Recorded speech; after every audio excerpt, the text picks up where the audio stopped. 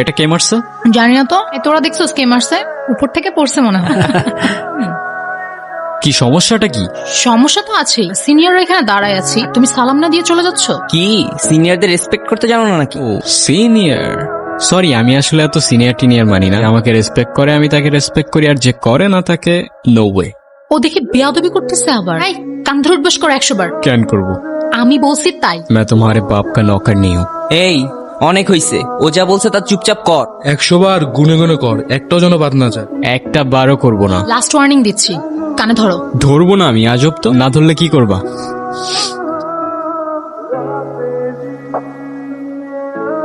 ওই প্রফেসর আসতেছে, পালা পালা। আমারে কান ধরে উঠবস করাবে, চিনে না তো। ও যদি ঘাটতে রয়, আমি ঘাটতের আর দাদু আসছে আমারে কান ধরে উঠবস করাইতে। এই এই দাঁড়াও। তুমি আবার আসছো? মারামারি করতে আসলে কিন্তু ভুল করে দিবা বলে দিচ্ছি। আমি কিন্তু মার্শাল আর্ট জানি। আরে আমার ব্যাগ তোমার কাছে। তাই তো বলি, এত হালকা হালকা লাগতেছে কেন? ব্যাগও খালি, ব্যাগের মালিকের মাথাও খালি। এত বেশি কথা বলো কেন? জুনিয়র আছে, জুনিয়রের মতো থাক। কিসের জুনিয়র? ফাইনাল ইয়ারে আমি, দিন আগে ইউনিভার্সিটিতে ট্রান্সফার হইছি। এত বক বক করতেছো, তুমি কোন ইয়ারে? আমিও তো ফাইনাল ইয়ার। জুনিয়র আমি? তো আগে বলবা না? আমরা তো ভার্সিটিতে নতুন কাউকে দেখলেই ভাবি ফ্রেশার। আমি কেন বলবো? ঠেকা পড়ছে আমার। এত তেরা তেরা কথা বলো কেন? আমি এমনিই কথা বলি। আচ্ছা আমি তাহলে আসি। যাও, না করছে কে?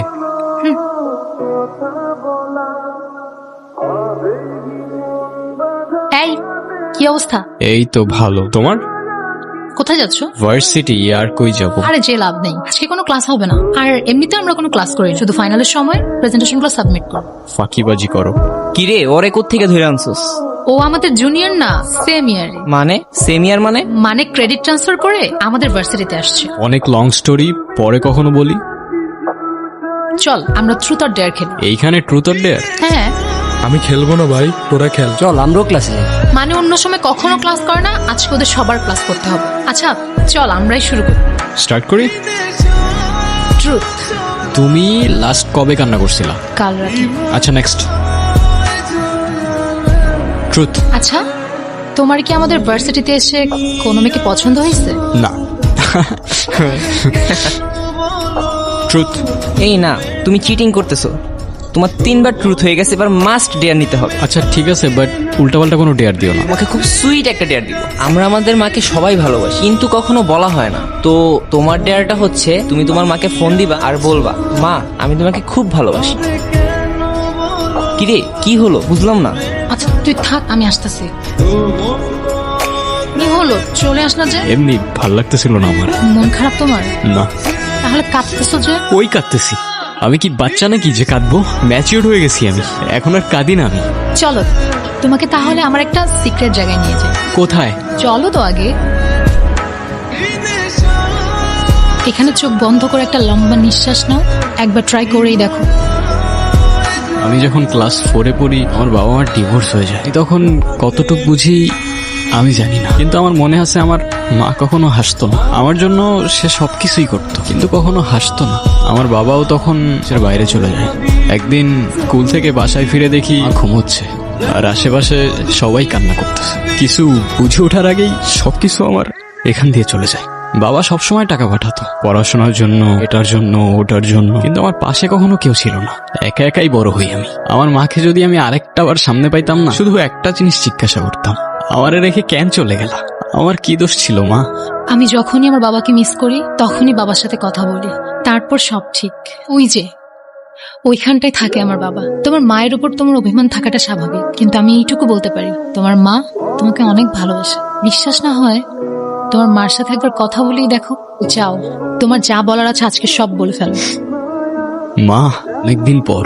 তুমি তো আমার সাথে কথা বলার সময়ই পাও না। কেমন আছো মা? আমি ভালো আছি মা। বড় হয়ে গেছি না, এখন আর কাঁদি না আগের মতো। ওকে একটা কথা বলি, আই লাভ ইউ মা। আমি তোমাকে অনেক বেশি ভালোবাসি, আর অনেক বেশি মিস করি মা। ওই দেখো তোমার মাও তোমার সাথে আছে, আর আমিও। এর পরের দিনগুলি ছিল আমার লাইফের বেস্ট মোমেন্ট। প্রত্যেক দিনের রুটিন, সকালে ফ্রেন্ডদের সাথে আড্ডা, তারপর সন্ধ্যা পর্যন্ত মিষ্টির সাথে কত কি টপিক নিয়ে হাজারটা গল্প। দিন ফুরোতো, আমাদের গল্প ফুরোতো না। একা জীবনের সবকিছু কখন যেন একা থেকে দোক্কা হতে শুরু করলো। সময়গুলো অনেক তাড়াতাড়ি চলে যাচ্ছে, তাই না? সময় কোথায় যাচ্ছে? যাচ্ছে যাচ্ছে। একটা কথা কি জানো? কি? ঠিক ভালো সময়ের পরপরই খারাপ সময়গুলো চলে আসে। আরে ভয় দেখাও না প্লিজ, লাইফের এতগুলা খারাপ সময়ের পর এতটুক ভালো সময় তো ডিজার্ভ করি অ্যাটলিস্ট। চলো তোমাকে আমার অডিয়েন্সের সাথে পরিচয় করাই দিই। তোমার মতো তার ছেড়ার আবার কিসের অডিয়েন্স? হাই, আপনারা শুনছেন রেডিও মিষ্টি, আর আমাদের আজকের অতিথি বরফি। তোমার নাম কি? কিরে কি অবস্থা?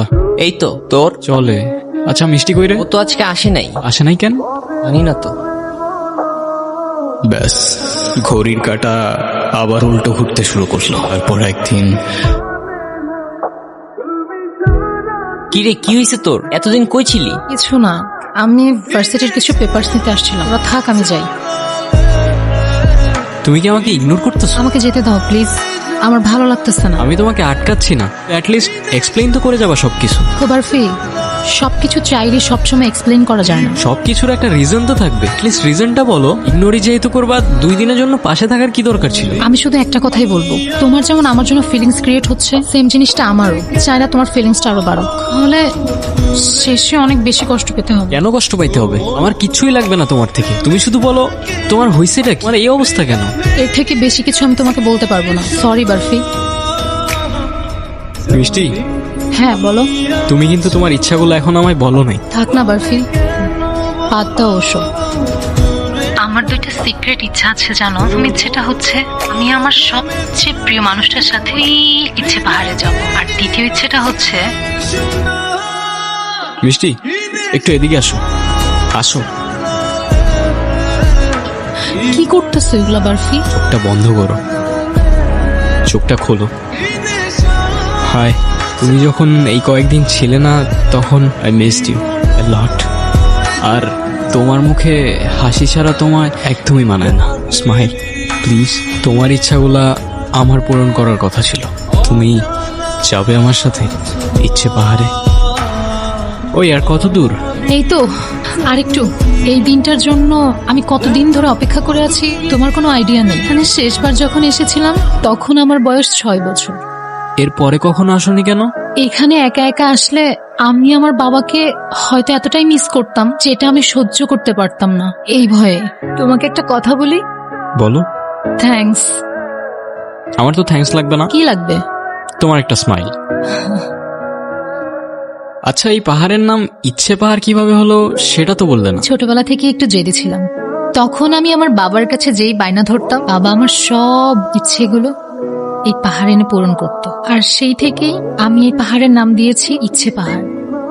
আচ্ছা বরফি, তুমি তো আমার প্রথম ইচ্ছেটা পূরণ করলে, দ্বিতীয় ইচ্ছেটা পূরণ করবে না? আরে আর বইলো না, যেই দ্বিতীয় ইচ্ছাটা শুনতে যাবো ব্যাটারি শেষ। তুমি বলো, এখনই বলো তোমার দ্বিতীয় ইচ্ছাটা, আমি এখনই পূরণ করে দিচ্ছি। মিষ্টি, মিষ্টি। আর দ্বিতীয় ইচ্ছেটা হচ্ছে আমার শেষ নিঃশ্বাসটা যেন ওই পাহাড়েই হয়। নিয়তি কখনো বদলানো যায় না রে। নিজেকে আর কত দোষারোপ করবি? প্রতিটা বছর এই দিনে তুই এইখানে আসিস, কি লাভ? আমারে বল। এসব ভুলে আর একটা বার সব নতুন করে শুরু করে দেখ না। আমি জানি তুই পারবি। শহরে ফিরতে হবে, ট্রেন ছাড়ার সময় চলে এসেছে। চলে আসিস।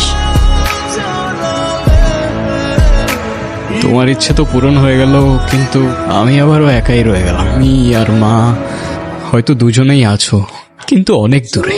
অনেক মিস করি তোমাকে। আমি আসবো প্রত্যেকটা বছর আমার ইচ্ছে পাহাড়ে। সময় পেলে দেখা করে যেও।